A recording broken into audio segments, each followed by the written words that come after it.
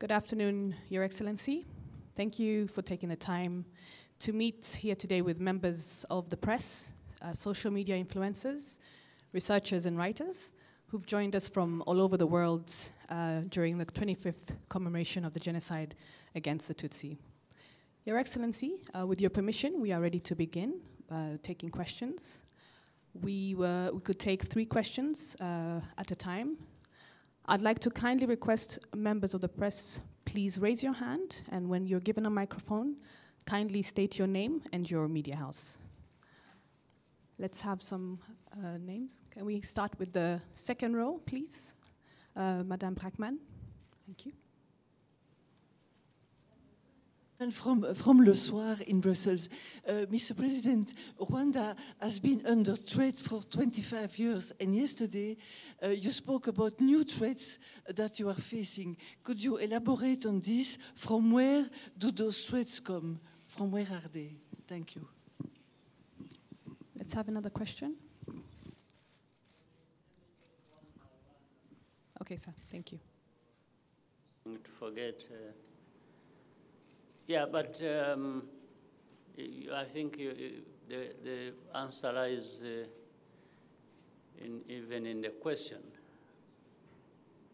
There is no such a thing as a new threat. It's a continuation and a change of forms of threat against our stability, which we have been investing in for the last 25 years, as you said. It changes the face, it changes everything, but it's the same.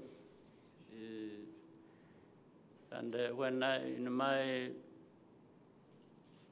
speech, I wasn't referring really to an entirely new emerging threat. It was just the threat we have always faced over the last 25 years, saying that for the change of that form in any way,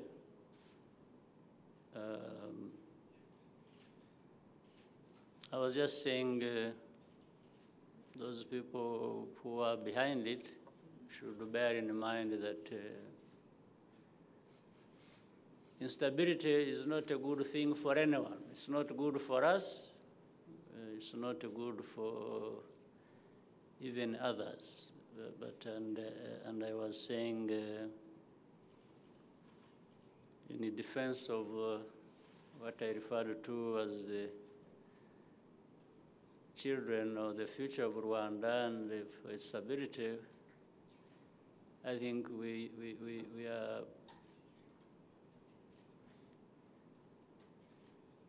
are just prepared for that. As we fought many threats and challenges before at the beginning, I think we are now better prepared for any threats that would come today. Let's take another question. If you can have the microphone here, please, at the front on this side. Mandela, thank you.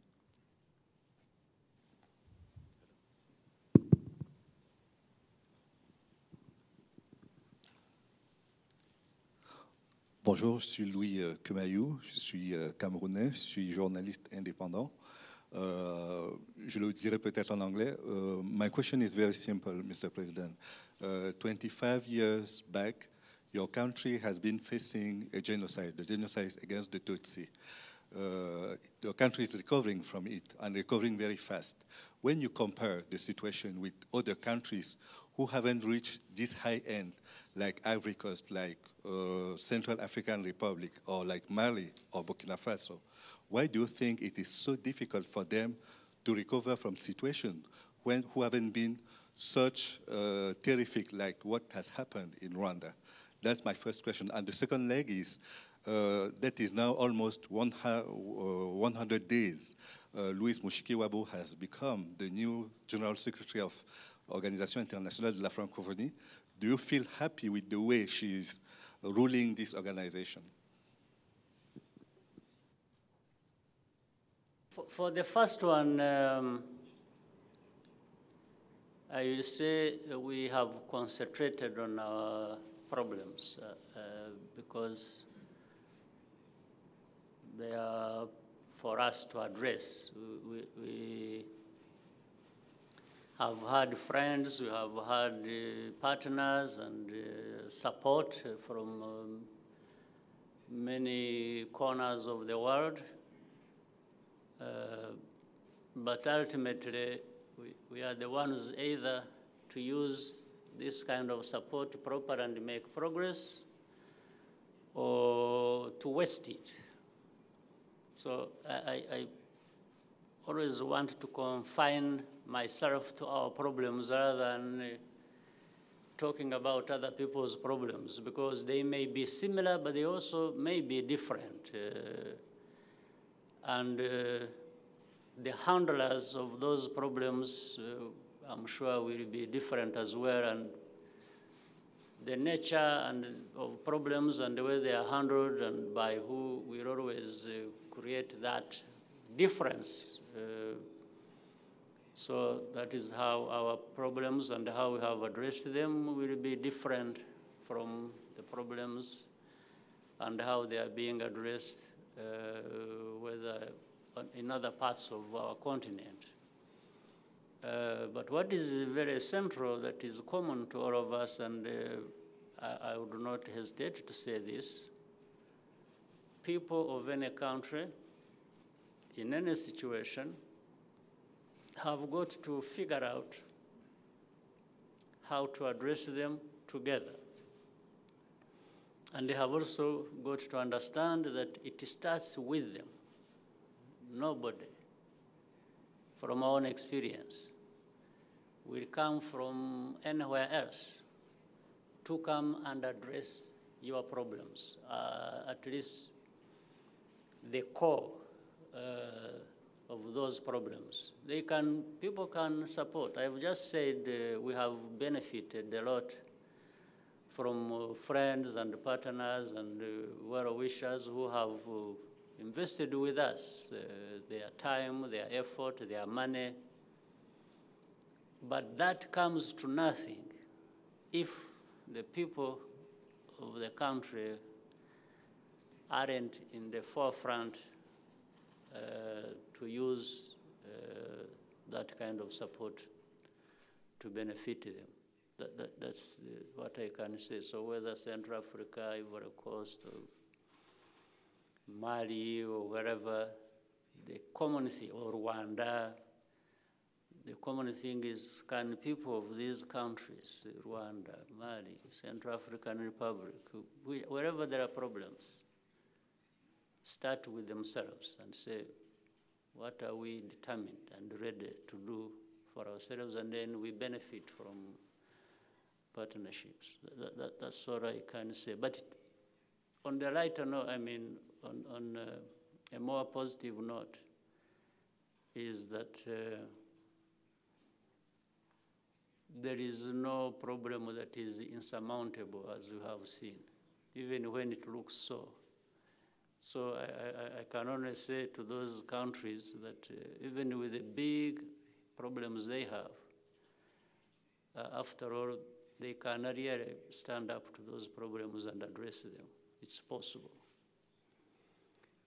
For Francophonie, well, I can't really make, first of all, it is not up to me to assess. Francophonie is a big organization that brings together many countries that speak French, and the decision to entrust Louise Mushikiwabo as the Secretary General with this important responsibility will, in the end, make the kind of assessment to know whether he's doing what is expected of her or doing different things. And it's too early. Well, I'm sure in the 100 days, She must be trying to orient herself and other office bearers as to how to shape things, and with the aim of taking the organization in a good direction. We'll take a question from the front here. Yeah. Mr. President, François Misser, La Libre Afrique, and Die Tageszeitung from Berlin. You said Rwanda was well prepared in case of any threat. But my question is also that in your skills of former intelligence officer, what is the assessment you are doing of the danger of war? Because after all, there are indications that some months ago in the Nyungwe forest or elsewhere, I mean, some people have been trying to destabilize Rwanda. And my question is, again, is a war plausible, possible? Thank you. Yeah, I don't think war is something anybody in his right senses should be rushing toward. I don't think sometimes the use of word war becomes loose, and even maybe some people may use it carelessly, but when you think of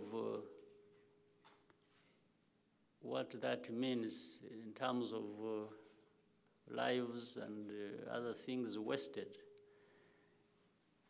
it's not the first or even the second or third thing you come to.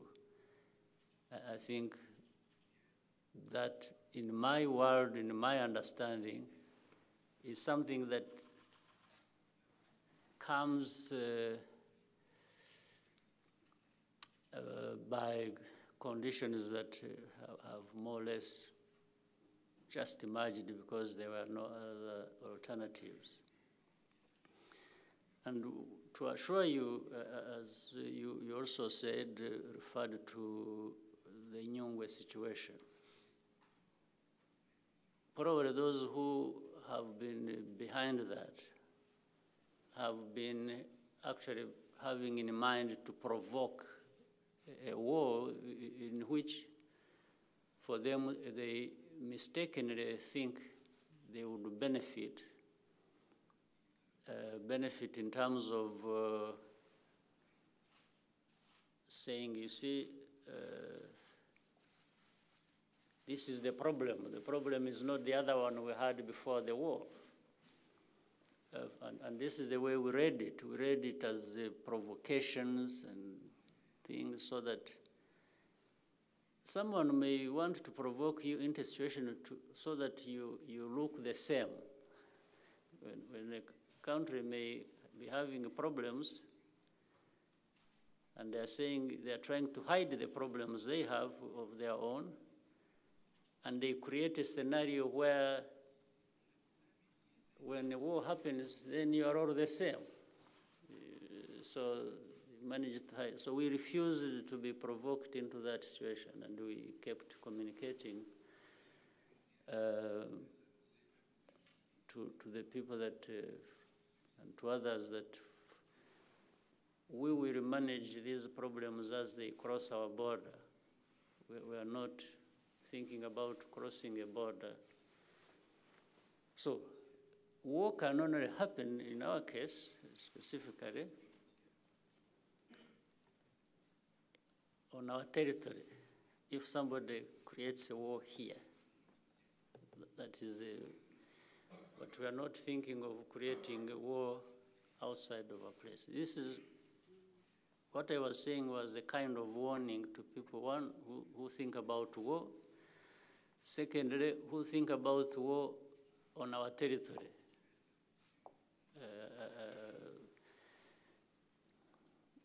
Because war is assumed to be between or among more than one parties.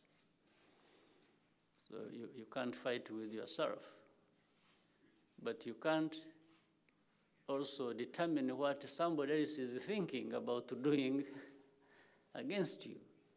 So that if somebody brings war to you, then you fight it. But even when you thought, according to you, war is not a necessity, or you are not even going to provoke war yourself, but somebody else might bring it to you. So my whatever statement I have made, it is in that context. That this is why I'm saying, if somebody has ideas that they want to bring war to Rwanda, I was telling them, they should also be aware that of the danger they face if they do that. This is only what I intended to say, and that's what I said. And also assuring everyone that this Rwanda, with its history of suffering, has grown in all bounds, including the strength, the capacity to wage a war in defense of its stability and peace. It's what I wanted to convey. So that you hear statements from all over the world, from Brussels, from other places in Europe, from other places in Africa, including neighbors, where some Rwandans who could not do better things of staying around and contributing to the development of this country are talking about war. Even in that situation of Nyungwe you mentioned, if you follow, you could see on the social media and, people celebrating, talking about how they are now overrunning some places in the country and so on. I just want to tell you that that is just a passing story. Those people don't know what they are talking about. We'll take a question from the third row. Mwai. Good afternoon, sir. My name is Collins Mwai. I write for the New Times Daily. What are your thoughts on the performance or lack of it of the ICTR and the mechanism and the residual mechanism that came after ICTR, especially considering that during the term of the former Judge Meron, we saw early release of convicts, and what are your expectations of the new judge who just joined Judge Kamel? Thank you.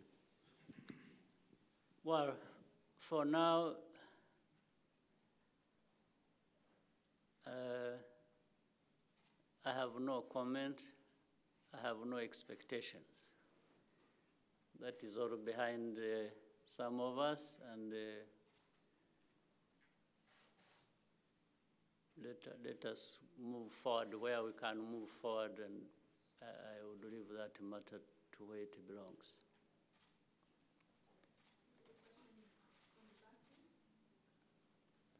The lady, we'll start with the lady, please. Thank you.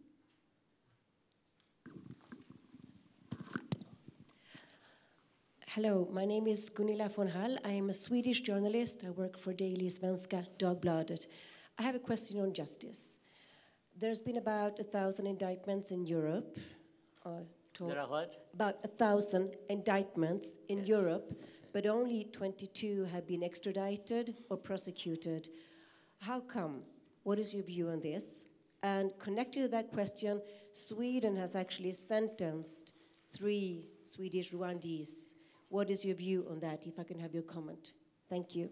Yes, where indictments have, or rather extradition has taken place, we applaud it because it is a sign that a step in the direction of justice has been taken. It's very important to note that, and we always applaud the people who facilitate that, or countries that make it happen. We appreciate it. That's fair, and it's good justice as to be seen. For the other, I will only say welcome to the developed world, which tells us how their systems work so well. They should be a model of everything, including justice. And that passes a judgment as to whether this is really the truth that we are told. We'll take a question here at the front, please. Mr. Gakunzi. Bonjour, Monsieur le Président. Looking back 25 years ago, and looking on the journey that Rwanda made since, what are the main choices made which can explain the rebirth of Rwanda? And you speak many times about accountability, about unity, about thinking big. What will be the big dreams for the 25 years coming ahead? Thank you very much. Well, I would say Rwandans coming together around the problems we have to address is key. It's one of the choices that have enabled us to make good progress. The fact that everybody, let's sort of talk about, even for a moment, say, reconciliation we are about. Reconciliation is a process that has really taken root and has happened. But I did explain a little bit of that yesterday. It won't happen just on the effort of one party and not the other. It has happened because even the perpetrators coming forward and saying, we are sorry, what we did should not have happened. We now, it's like they are asking for a new opportunity to a new life. That is important, even for the perpetrator to ask for or show that remorse. So for the victim, or the survivors, of course, as I said, bear a much bigger burden because in the end, that has to be accepted or not. So when they have made a choice to forgive, it brings, it completes the circle of reconciliation. And when you measure how far that has been achieved, I think we've gone a long way. So this is a hard choice in our lives that has had to be made, and fortunately, Rwandans have been together in completing this circle. The other is for the entirety of the country to choose to look far ahead in the future rather than remain in the past. The past has many lessons for us. We keep learning, but we are not held back because of the past. We are attracted more into the future and even made more possible by the involvement of everyone, now including actually that future, because as I said, close to 60% of our population are people who bear no responsibility of the past. So the young people who just learn about this and think more about their future is key. So we encourage that. We encourage making sure that every Rwandan is participating, is contributing, is thinking about the good of the whole country and the nation, not just about himself and the other for themselves. So I think it is, it's one of those things that enables us to keep going. We'll take one from the front, from RFI.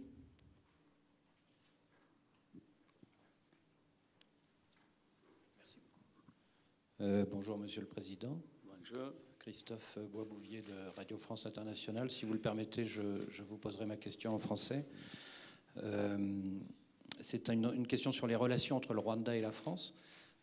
On se souvient en 2004, lors des cérémonies du 10e anniversaire, vous vous êtes étonné que la France ne présente pas ses excuses. On se souvient en 2014, pour le 20e anniversaire, vous avez eu cette petite phrase en français, « Les faits sont têtus ». Et puis là, hier, on a remarqué que vous n'avez rien dit contre la France lors de votre discours. Est-ce à dire que les relations sont meilleures? Est-ce lié peut-être à l'arrivée d'Emmanuel Macron? Est-ce à dire que vous ne demandez plus à la France de présenter ses excuses?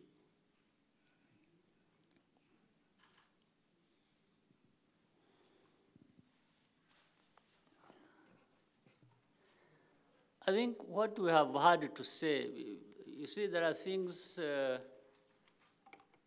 that you exhaust. When you have said enough of that, then you look for something else.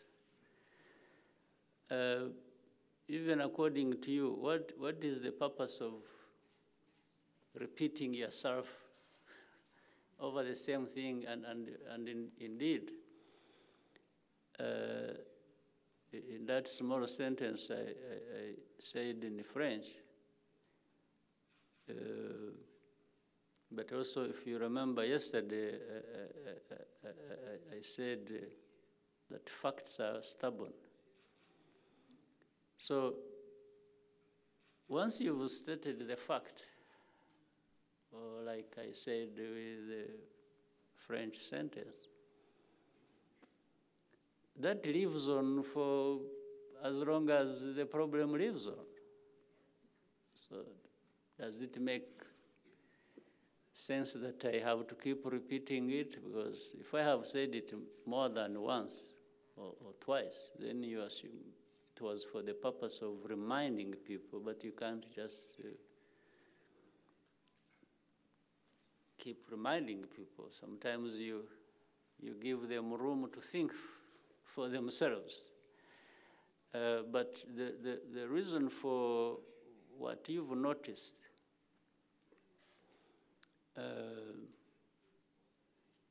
is to say, but also relates to something else you didn't mention. People have asked us whether what we need from France or from anybody has been an apology. And our answer has always been, no. You can't ask people to apologize or keep asking them to apologize or tell them how to apologize. Then that, after all, kills the whole meaning of an apology. For an apology to have a meaning, it must come from somebody who is apologizing. You can't ask the person who is offended whether he needs an apology or not. What would be the meaning of an apology extracted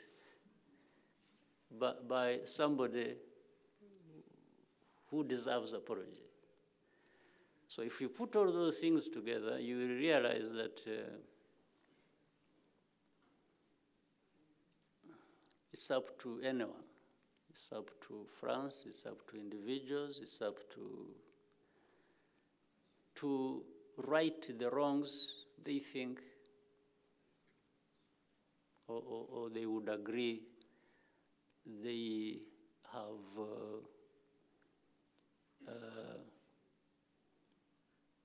inflicted on other people. It's up to them. This has been our approach. So, but for mention of things in speeches or publicly for record, you say it for as long as you want, and for me, it's for as short as I want, because at the end of the day, there are two things. Either the other side have their own lives to live about this problem, but I have my own ways of living with or around this problem, because there are other things to do that are more important, and that is live our lives as we should. So, but this is not to deny the fact that with President Macron's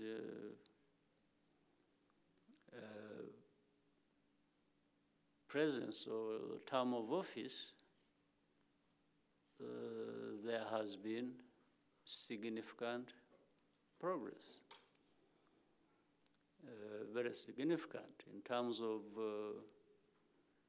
even in a complicated environment of politics and all kinds of things, we still make progress from things that you know also that have been happening or have happened, including the way the archives have been treated or are being treated, because archives contain the truth that people can make interpretation of. So thinking about bringing up the truth, even making a one step or the next day two, or all the steps required, it's a good thing. It's a good progress, and we've seen that happen. The fact that there is a conversation going on about how we can improve relationship. In fact, what is interesting, it's not even just that with Rwanda. I have seen that currently France is making good steps even in matters generally, Africa. I think looking at Africa differently and in a better way of putting responsibility in the hands of Africans as it would be, and partnering with them in the right way is something we have seen emerge with Macron. So I should say it's positive. Take a question from the lady in the front, please, here. We have a microphone. Good afternoon, Your Excellency, and thank you. My name is Audrey Chimwanda. I'm a Zimbabwean journalist currently working in South Africa. Yesterday you spoke of a new generation that is enjoying the peace of innocence coming from the genocide. I just wanted to find out from yourself as a leader what structures you've put in place to ensure that you said you're attracted more to the future and not to the past, with the new generation, that in the event that you hand over power, the new generation that comes into place guarantees a Rwanda that is not only powerful, but also peaceful, as you also mentioned, the threats that continue to change face that Rwanda faces. Thank you. You see, this power thing, the more it is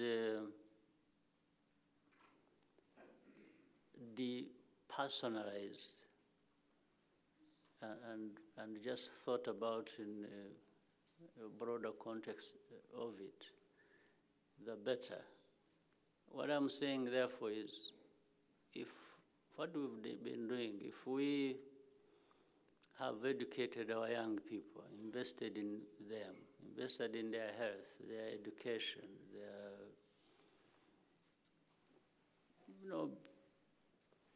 potential of enterprise,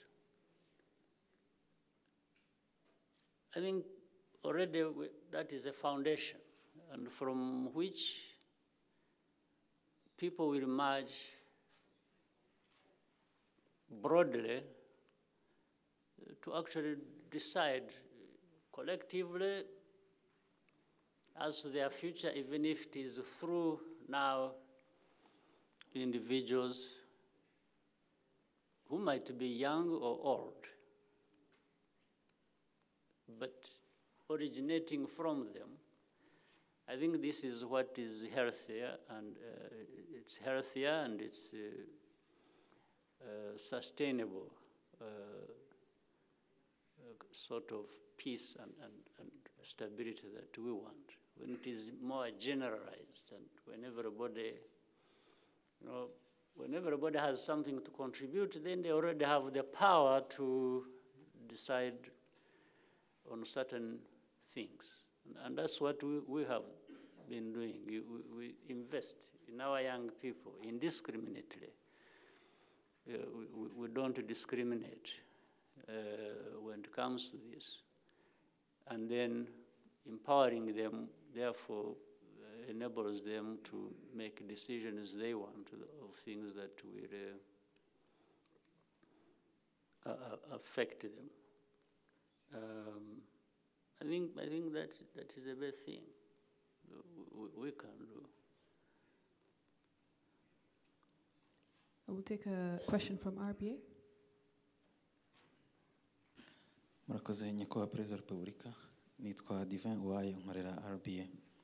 Nifuzaga kubabaza nyuma y'imyaka 25 ishize abanyarwanda n'u Rwanda bahangana n'ingaruka za jenoside igihugu kikiyubaka, ukurikije raporo mpuzamahanga ndetse n'izimbere mu gihugu ibyo zigaragaza, hari intambwe koko u Rwanda rwateye, unakurikije n'ibyo n'abasura u Rwanda bavuga, ariko hari impungenge za bamwe bavuga bati iyi myaka 25 ishize ibimaze kugerwaho n'u Rwanda ntibishobora gutuma habaho kwirara kuri bamwe, abantu ntibakomeza umuvuduko bari bariho. Niki musaba abanyarwanda muri rusange mu myaka 25 yindi iri imbere? Hanyuma akandi kabazo nakajyanye na komite iherutse gushyirwaho na Perezida w'Ubufaransa Emmanuel Macron ishinzwe kureba uruhare rw'Ubufaransa muri jenoside yakorewe Abatutsi. Iriya komite murayivugaho iki? Ese u Rwanda hari uruhare rwayigizemo bijyanye n'ibyo koko mwari mwemeranyijwe mu rugendo muherukamo i Paris? Murakoze. Icyambere cy'abanyarwanda no kutirara nyine niho nahera. Ubundi abantu bakwirara ngo bigende bite? Harimo iki mu kwirara, havanamo iki? Ariko no kubwira abanyarwanda ngo bajye babanza nyine birebe, barebe, turebe ibitureba ariko turebe n'iby'ahandi uko bimeze cyangwa uko bikora, hanyuma niba hari amasomo twabivanamo tuyavanemo. Ariko kimwe mu byo tuzabona, tuzasanga ku isi hose nta hantu ibintu byera de, ku buryo ntacyo bakenera gukora cyangwa ku buryo nta kibazo bahura nacyo. Niba ku isi hose abantu bahura n'ibibazo byabo bakabikemura, bagakora amajyambere uko bikwiriye, nawe ukwiye kubona ko nawe ariko wabigenza. Ntabwo wakwirara, kuko niyo waba utera intambwe ugana imbere uhura n'ibibazo, ugomba kunyura mu bibazo kugira ngo ibyo bikomere. Nta mpamvu rero abantu bakwirara. Ariko Abanyarwanda ni ukubakangurira guhora bubaka, ariko barinda n'ibyo bubaka kugira ngo ejo bitazasenyuka, abantu bahore batera imbere bubaka. Icya kabiri, ibyo yavugaga, komisiyo Perezida Macron w'Ubufaransa yashyizeho, ni bya bindi rusange by'ikibazo nari maze gusubiza, ngira ngo by'intambwe igaragara mu buyobozi bw'Ubufaransa mu gukemura icyo kibazo, kuko bagomba kuba hari n'ibindi bakora bikemura n'ibindi bibazo bibareba bitareba n'u Rwanda, ariko ku bireba u Rwanda icyo ngicyo navuga ko ari intambwe. Niba barateye iyo ntambwe, ubu ni uko bayitera kugira ngo n'ibindi bizagende neza. Ubwo umuntu yategereza tukareba uko bizagenda. Ngira ngo ariko byavutse biturutse ku muyobozi mushya, mu gihe gishya, no mu gihe gikwiriye kuranga imikorere itandukanye n'iyahozeho kera. Aho tugeze ibintu bishobora kuba neza kurusha. Thank you, sir. Your Excellency, maybe could we take just 2 last questions and allow you to proceed with your schedule? Let's have as many as they want. Thank you, sir. Yes. We'll have a question here at the front, please. Can we have a microphone? Thank you, Mr. President. My name is Carol Story, and I'm a photojournalist on behalf of The Guardian in the UK. It's unrefutable, really, that Rwanda has made remarkable progress these last 20 years since the genocide against the Tutsi. And I'm very curious as to what your view is, what the women that have been empowered in Rwanda has contributed to that remarkable recovery. Women. Women. Yes. Women as a major part of our society. First of all, nowhere should they be left behind, in my view. Anywhere in the world, why would you leave women behind, or anybody for that matter? So what we, for us, did from the beginning, we realized that involving everyone, and particularly women as a big part of our society, is important. It's going to contribute to the development of our nation, because women, 52% of population, it wouldn't be very smart to exclude 52% of one's population. Second, it's not just including them as a favor. It's their right. So we understood that from the beginning.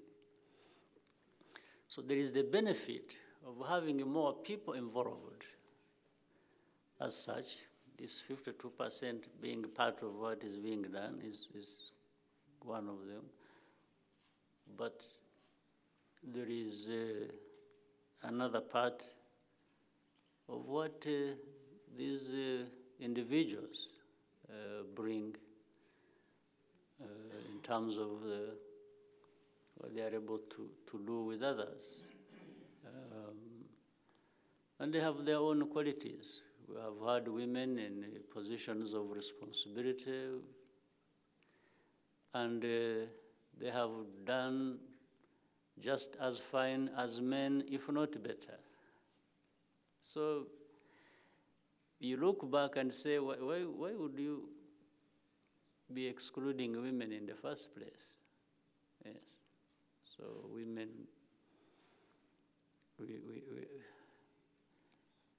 we are all human beings.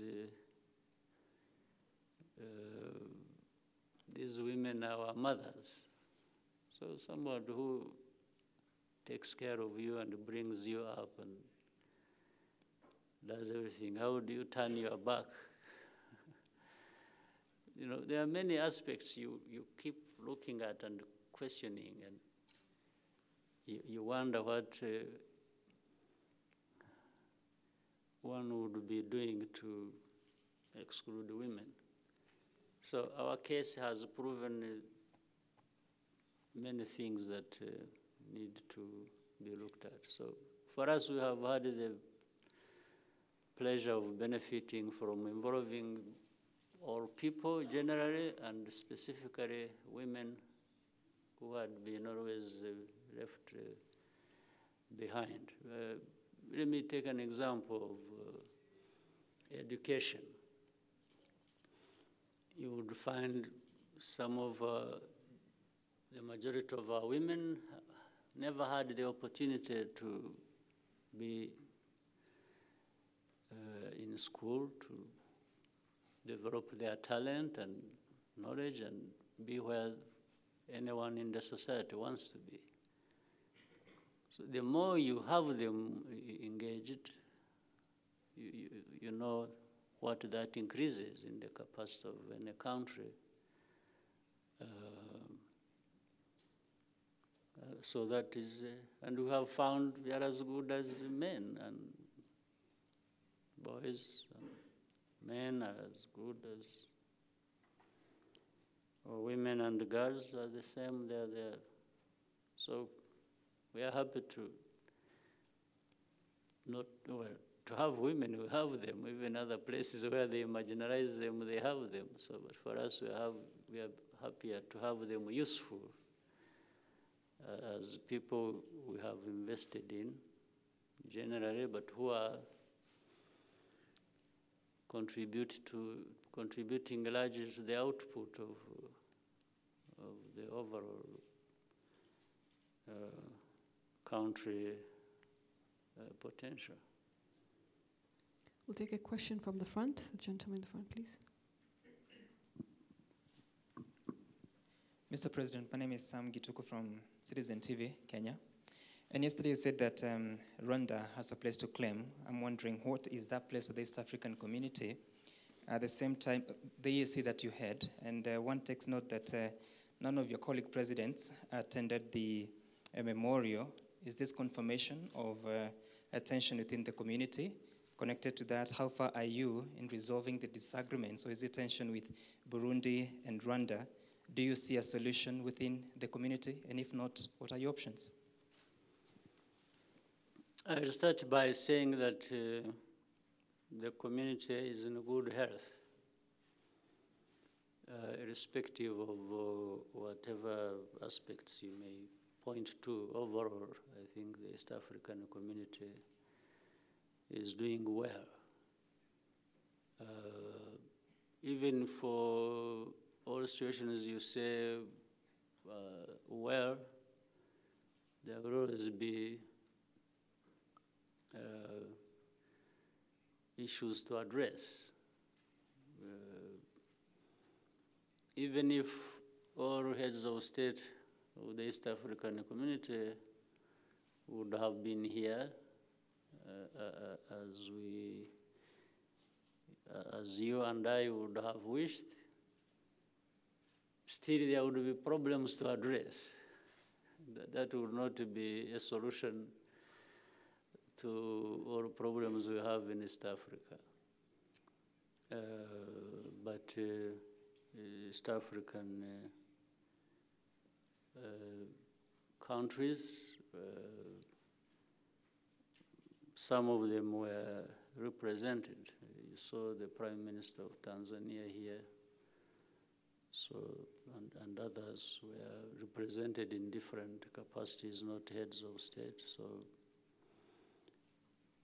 but starting from that standpoint of saying East African community is in good health, it is in good health because we can even keep talking about our problems. We always meet and discuss problems, and also continue with the solutions that are there and trying to implement them in different perspectives. So I think as regards the East African community, that is all I can easily say. I will take a question from the gentleman here. Thank you, Mr. President. My name is Ferdinand Monti from BBC Africa, based in Nairobi. Your relations, or your government relations with Uganda in recent times have been less than cordial. Where are we right now in terms of resolving the trade disputes of recent times, and your belief that President Museveni's government could be harboring elements that do not mean well for Rwanda? Well, I think that is a problem that I believe will also come to pass. And as I said, there will always be problems between one country and another of a different magnitude. Yes, there is a discomfort of some problems we have to address between us and Uganda. And by the way, there was the foreign minister of Uganda here as well, representing the president, in addition to, I'm referring to the previous question that was asked. So I would rather we continue to find ways of addressing these problems of East Africa or problems between member countries of East Africa somewhere else outside of the media.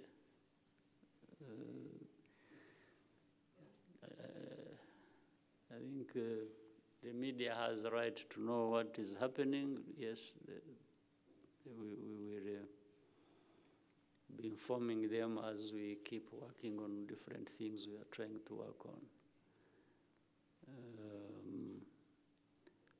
So right now, what is happening is that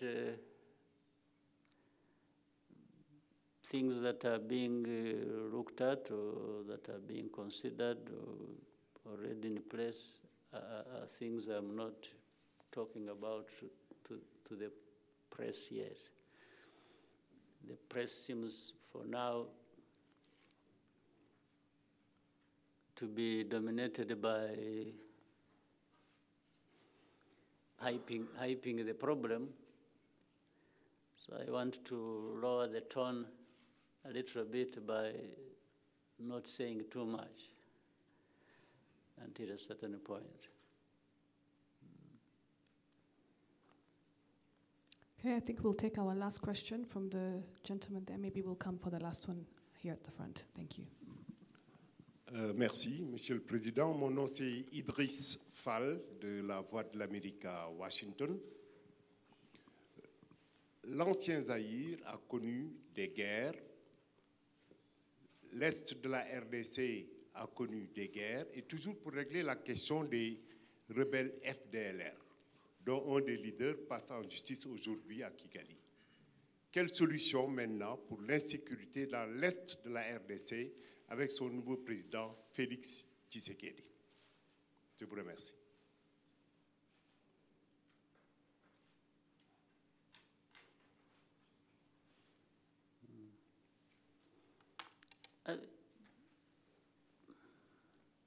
There is no other way of finding a solution to these problems, whether in DRC, Rwanda, or the whole region. DRC has 9 neighbors. There is not any of those 9 neighbors that does not have a thing or two they think needs to be addressed. There's none of the 9 neighbors of DRC do not have a thing or two to be addressed. So the best way to deal with that, to address those matters that may be arising out of DRC, affecting neighbors, or that may be coming out of the neighbors and affecting DRC, can be achieved without cooperation. People need to work together. There's no question about it. And recently, President Tshisekedi was here in Rwanda. We had a good discussion over that, and he said it himself,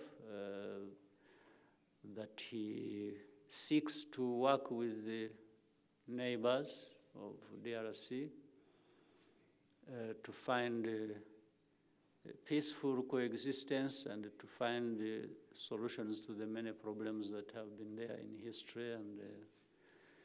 And that's where Rwanda and DRC also falls. We think we shall have more engagement and more commitments made to each other for us to be able to move in the right direction. And we'll take our question from the front here. Yes, Mr. President. Phil Quinn from Dominion Post in New Zealand. I'm wondering if you could elaborate a little on the well-established failure of the international community and the UN Security Council in particular, circa 1994, and comment as to whether over the past 25 years you have seen the kind of reform and changes, including the responsibility to protect doctrine, that would be necessary to prevent such a tragedy from occurring elsewhere in the world. Mm-hmm. Thank you, Mr. President. Well, I can for sure say Rwanda has had its own lessons learned in the last 25 years, and those lessons learned have been very helpful, meaning among those lessons learned is the fact that we have to be there for ourselves, and we keep trying to do that, and then trying to make the most of any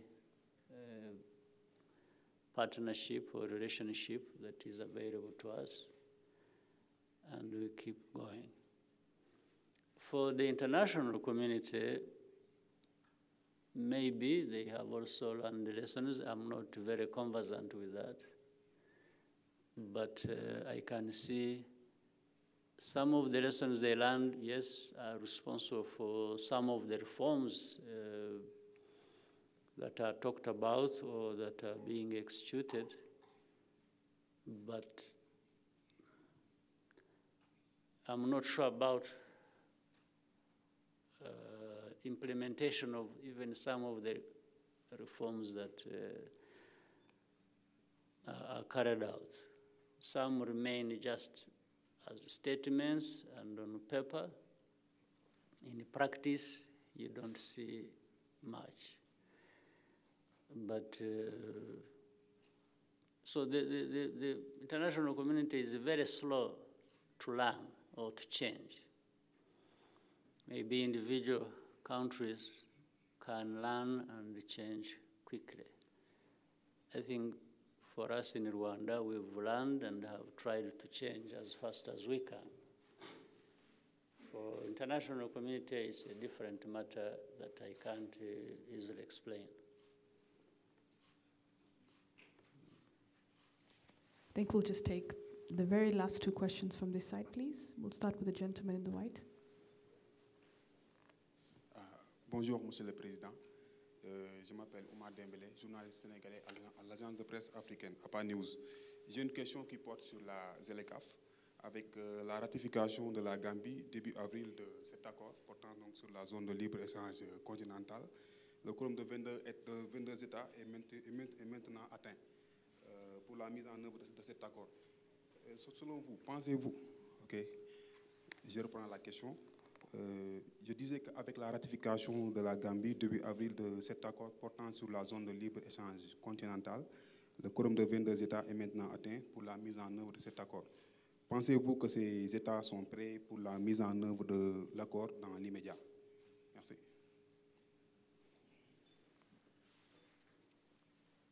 Yes, I think so. I think they are ready, and that's why they are 22, not just 1 or 5 and stayed there.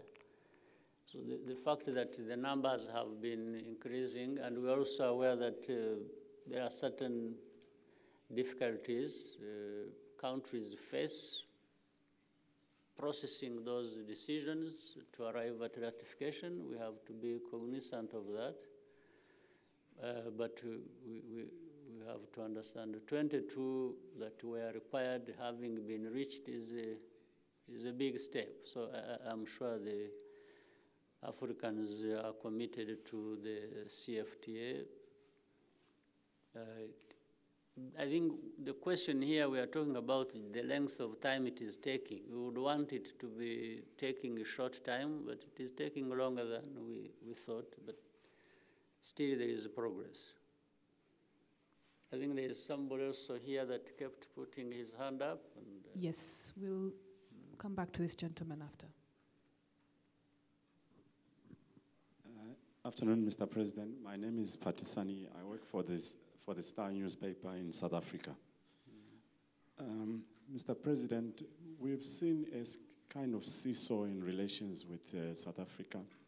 I think it started a couple of years back when there was an assassination of some Rwanda nationals there, and Rwanda was accused. Lately, we've seen Rwanda nationals having difficulties in getting visas to travel to South Africa. I would just like to know what is at the heart of those problems. And lastly, I know there's some Rwanda nationals that don't want to participate in the rebuilding of the country living in South Africa. In the what?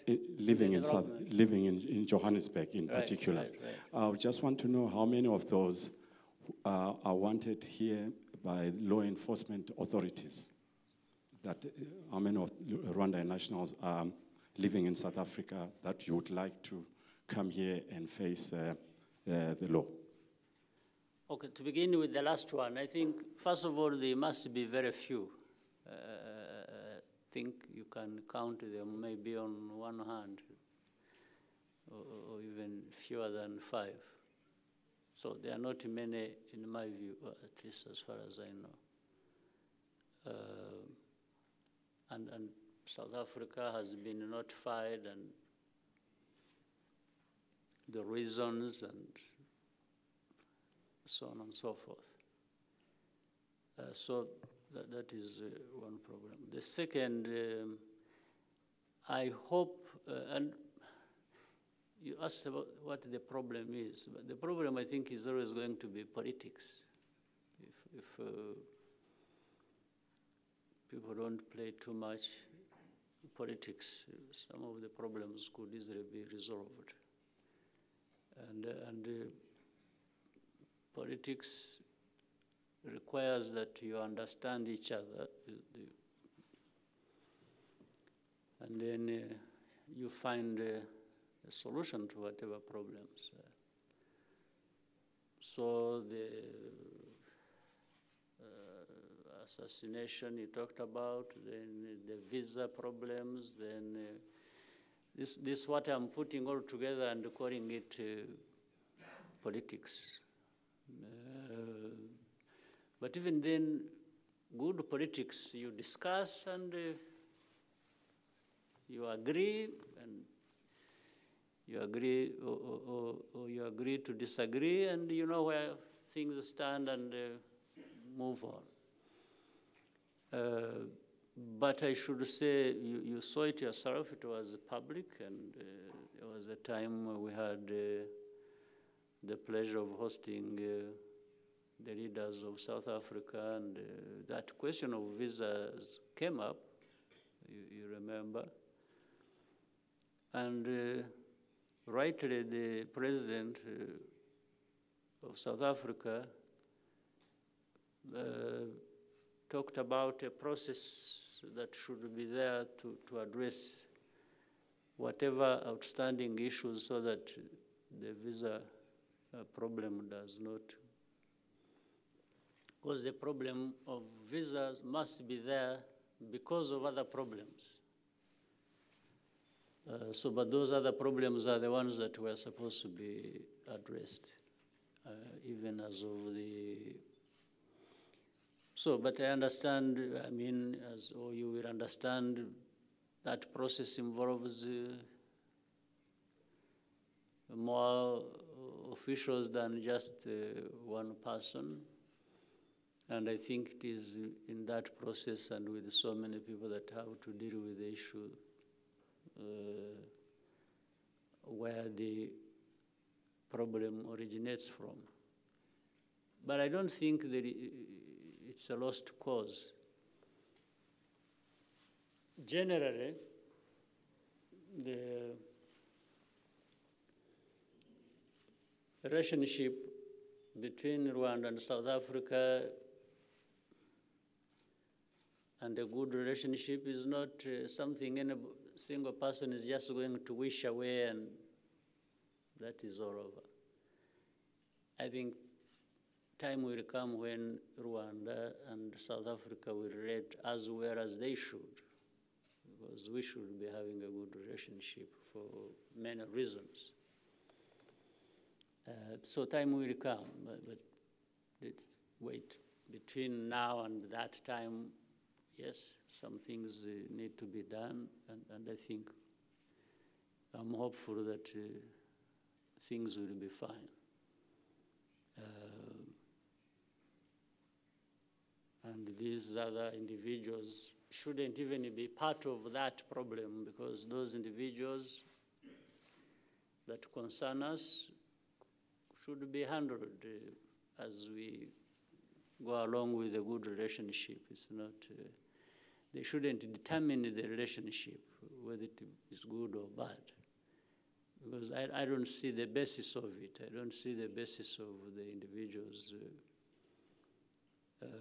either way being the ones to decide how. Because, you know, while you are around, by the way, just on the street, ask any of these Rwandans or wherever you go, and ask them whether they know anything going on between Rwanda and South Africa. For them, they know Rwanda as being a good friend of South Africa and South Africa being a good friend of Rwanda. Some of these things we are talking about, they even think we are just crazy. And I'm sure if you did the same in South Africa, you went about, you live there, you ask these ordinary people and say, you will find they know Rwanda, they have heard about it, and say, do you have anything against these Rwandans, or what the problem is between Rwanda and South Africa? They tell you, no, they don't understand, they don't know. For them, so that's why I think it can be and will be easily addressed at some point. Thank you, Mr. President. I think we may conclude here. I'd like to thank you for your time, sir. Thank you. Sure, thank you.